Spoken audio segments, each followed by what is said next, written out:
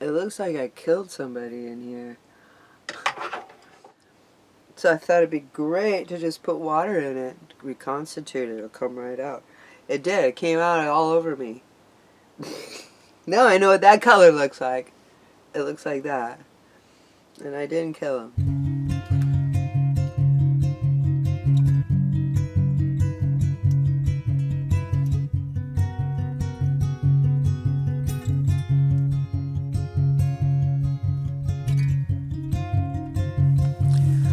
I've decided to take the plunge and get rid of all my student grade watercolor paints. So I went into my palette and I'm looking at it and I'm thinking these are the ones that I have that aren't student grade. Student grade ones, I hid them underneath there. Anyway, this is what I have. I'm wondering if I have enough to make a whole palette. You can see they have a lot of palettes here at Hobby Lobby. Lots of palettes for all kinds of things. But I think I've been happy with this one. So I think that's what I'm gonna get. So I got a new palette. And I noticed it's exactly the same as my last palette. But my last palette has all the colors that I had before, and some of them are student grade, so I'm just going to start over. I'm going to keep this. This will always be special to me. But it's time for some new colors, so it's time for a new palette. It's a good idea to have a key. This was my key for this palette. I just took an old self-portrait and I turned it into that cool thing. So when you're opening one of these tubes, sometimes they're hard, and you use the old ancient method of, no, don't do that. Okay, so sometimes there's paint on the outside of the tube, and that's what makes it sticky.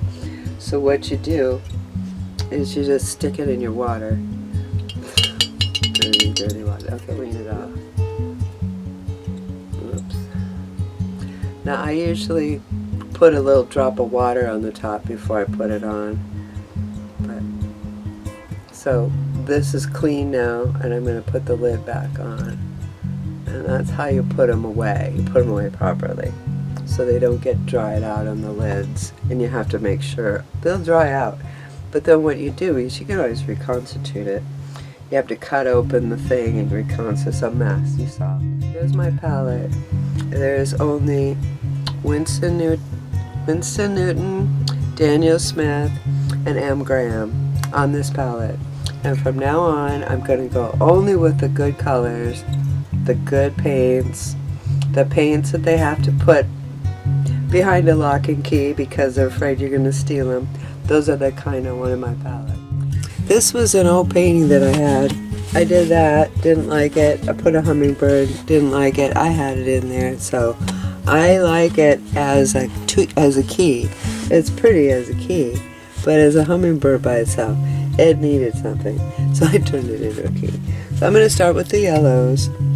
Okay. This is Hansa. I usually put a light yellow here and then a cadmium yellow here, which I don't have yet. But I put two opaques here, Naples and yellow ochre, which I don't usually have for yellow. And then I have quinacridone gold. For my reds, I have quinacridone rose and then pearl red, and then I have to find just the right red. I usually have three. Sepia and raw umber. So that'll be my brown. And then I'll put a Payne's gray in there. Then we have sap green, we have hooker's green, and we have undersea green. And then over here we're going to put our blues, and we haven't gotten them all together yet, but we will pretty soon. But I have all the colors here, what they look like. So I'm just going to stick this aside, and in case I don't know what color that is, I can look at it. I put the color and the company that made it, and that's a good record, I think. If I get a new color, there's a place on here to put it. Or I just find another piece of paper and start over. So anyway, now that I have them all, and I have the properties in my head, I can paint now. Okay, well, until later, that's how you put your palette together. I hope you learned a lot. I sure did. Now it's time to just play.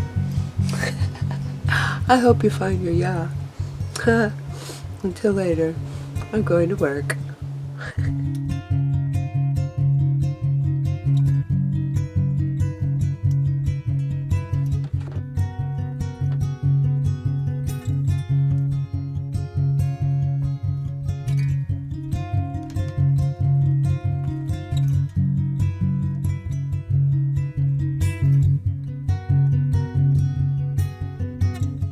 Pretty soon. That's my palette. I like it because I know where everything is.